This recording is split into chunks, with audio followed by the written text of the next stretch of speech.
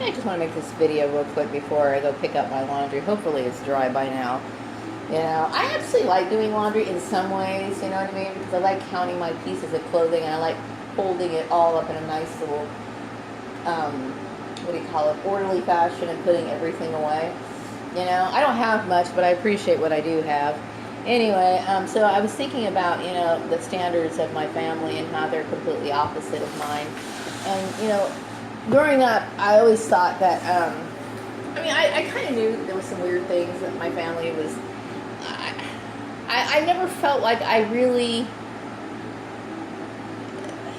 appreciated some of their ideas and their thinking, you know what I mean? I mean, some of it just seemed kind of weird to me, you know? I noticed that, you know, that my family made fun of me a lot, but I just thought it was like, you know, the sibling type, you know, kidding type stuff. I had no idea that they were so, you know, competitive and cutthroat about anything. You know, I remember my school years, my early school years. I mean, I loved kindergarten. I was a little fretful, you know, in kindergarten because I was afraid to walk home by myself. You know, because I understood that there were such things called strangers, you know.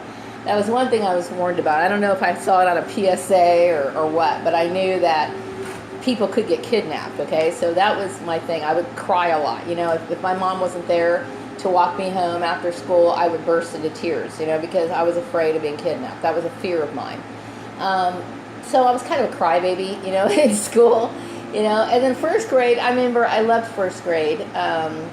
First grade was a lot of fun for me, and I was accelerating quite well. I mean, I remember reading very, very well, and I loved reading. I mean, I thought that was the coolest thing in the world, and I would love reading to my family. I know they were probably trying to drown me out or whatever, but, you know, I loved that. And in second grade, you know, I started running into problems because I don't think my teacher liked me very much, but I was still doing good in school. And then sixth grade was great. I'm progressing all the way up to sixth grade. I liked sixth grade, and I remember I was always really good at spelling. You know, spelling was like something I was really good at. And I remember, like, you know, being in spelling bees and stuff like that, and I always felt really good about that sort of stuff. But, you know, I would say, like, when high school came, things really started getting bad for me, you know. And it almost seemed like there were people who were just hating on me for no reason. Now I get it. But my family, you know, instilled in me, or tried to instill in me, certain standards that I now, as an adult, look at, and I think it's bullshit. I think it's bullshit. Now, like, this, obviously, you know, my mother told me when I was growing up, because I was, you know, I told you about the Jehovah's Witness thing, that I couldn't actually commit to a religion until I was 17 years old. And now, all of this is coming out, you know, and these people are trying to convert me, or try to convert me into something, like, they've completely changed their tune. I don't know what the deal is, but I think it has a lot to do with my sister Tanya and her lame-ass husband Jim, and their need to always feel like they're right about something. Well, you know, the thing is that I'm not interested in converting to their warped view of religion. Just not interested in doing it. Also, I remember growing up, it's like my mom was always really adamant about, you know, if I was to marry somebody, they had to be, you know, they had to have a good job, and they're supposed to be the breadwinner. That was kind of the message that was sent to me, you know. And for a long time, I kind of thought that too. I kept thinking, you know, that's the way it has to be. But the older I got, the more people I met, the more materialistic people were, the more I realized they were nothing but fucking assholes. And I seriously don't want to have anything to do with that sort of thing. I'm a woman who has been independent for a very long time. I don't need to get married. I don't need to, okay? But I don't need anybody. You know, I don't. I don't feel like I need that. I don't. But I'm saying is, you know, I don't need to have somebody take care of me. And as a matter of fact, I would be terrified if somebody felt like they were taking care of me, because they have more power to abuse me. That's all that shit represents to me. Somebody with a Mercedes-Benz, I wouldn't have anything to do with, period. And I know that sounds like, well, that's terrible to say. Well, you know what? That's just the way it is, okay? I'm not materialistic, and I don't want to be involved in that sort of world at all. You know what I mean? Even if I had the financial means, I would probably still live a very modest life. That's just how I am. I don't like materialism, and I don't like the attitude that comes along with it, you know? People with money tend to be very insensitive to other people's feelings. And that's just not the kind of person I am, you know? So I think a lot of the things that my family said, they were probably basing it on ideals, you know, that are unrealistic. You know, that I as an adult, I completely see the error in their thinking. Because, I mean, I don't know what their issue is. I do, but I'm so done with it. You know, it's like I don't even want to have to consider that, you know. Now, as it comes to Steve Lyles, you know, I'm sending him text messages. I'm kind of laying off the invites as much. I would like to get to know him. I'm not pressuring the guy. I'm just trying to say hi, bye, and let him know I'm here, you know, just waiting for him to make a move. Hopefully he will, but I can't sit here and force him to do that. But, you know, my family likes to interject their ideas and, and beliefs, which I think are foolish. I don't have any respect for it onto my life, and I don't value their opinion. I really don't. Don't get me wrong. I mean, there were some times good times I had with my mom. You know, like one of the reasons why I like making my stuffed animals talk is because she used to do that. She used to make my stuffed animals talk to me, and I've always loved that. You know, even to this day, it's like if you're around me, you better make my stuffed animals talk to me. It's cute. You know what I mean? I really enjoyed that. But as far as like her vision of the world, my mother is a housewife, okay? And there's nothing wrong with that at all. You know, she was a housewife, and my dad worked, and he took care of the family.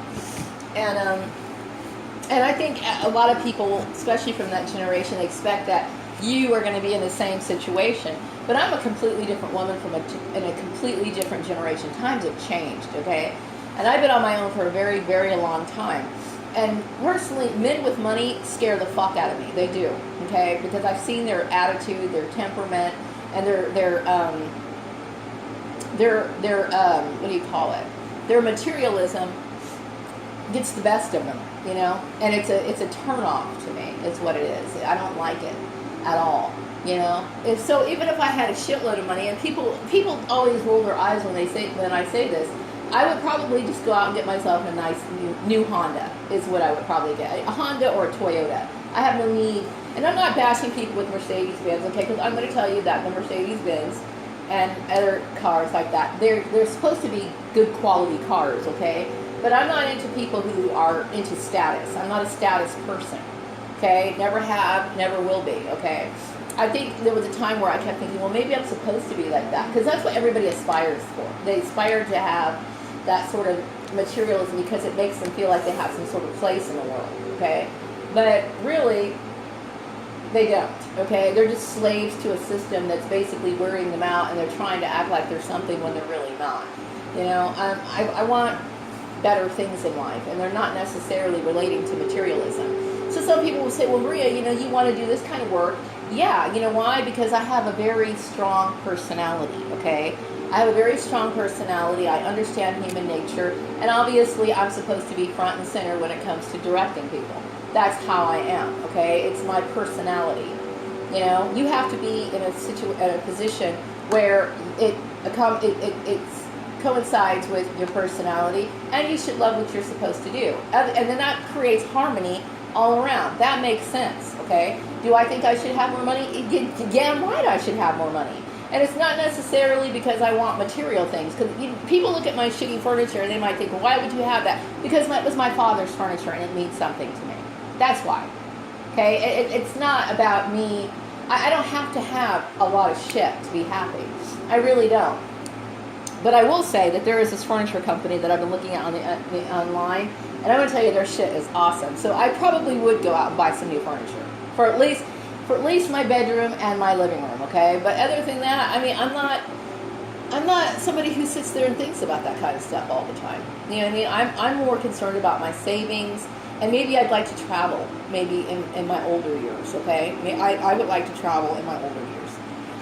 But I don't look to other people to give me that sort of fulfillment. Like as far as my financial or my material needs, I don't do that. You know what I mean? I believe in this world, and for myself, okay, because I'm somebody who's basically, my personality has been molded based on my experience, and I don't feel comfortable with somebody giving me shit. I don't, okay? Maria wants to take care of herself, and that's a very noble thing. It's a very, it's a good thing, you know what I mean? So, you know, I would like to think that, you know, my family took care of me materially. I mean, I always had nice Christmas presents. I always had, I don't know, they weren't my choice of clothes when I was a kid. I think my mother dressed me to be kind of babyish. I mean, when you're wearing like strawberry shortcake, you know, sweats when you're 13 years old, I think that's a little ridiculous. So there was a lot of emphasizing, you know, in that family, where my mom would insist on dressing me at a certain age, and then I was like, no, I'm really not going for that shit, okay? Because I think my mother she wanted me to be a kid all my life or something. I don't know what the deal is, okay? And the very fact that my family is attaching themselves to my ass at 46 years old obviously tells you something's wrong with that, okay? Something is seriously wrong with that. So, you know, I'm a woman who makes her own decisions, you know. I'm trying very hard to get over the abuse that my family has caused me. So I'm trying to phase out memories, is what I'm trying to do, little by little, you know, and it's better for me to be that way. I think I've suffered a very long time unnecessarily for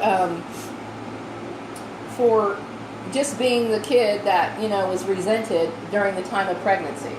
You know, if you're pregnant and you don't really want the kid, you're basically never really going to truly bond with that person. And chances are most of the material items that I got when I was a kid was just to kind of like going along with the motions, or trying to pretend that you gave a shit, probably. I don't know. And I really am at this point, I really don't want to question it anymore. I just want to move on, you know. I don't want any more memories of that nightmare that I had to live. I mean, I grew up with a lot of depression, especially in high school, you know, and there were sometimes, you know, things kind of trigger those things, you know, and I think Facebook in some ways was kind of a trigger for me, you know, like, because high school was so dark for me, you know. I was really having a lot of dark thoughts at that time, and I now see that my family was connected to it. They didn't want me to have any friends. They didn't want me to have any friends.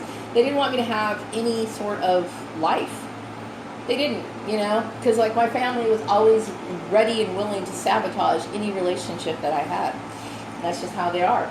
I think it's because maybe I personally think that I have more better personality and I'm more amiable than they are, and so therefore that's one of the reasons why my sister Lisa felt in competition with me and had to steal all my friends. I think that's probably what the deal is, you know, because seriously, I never understood that. Like, why would you do something like? Why was there always this battle to take my friends? I don't get it, you know.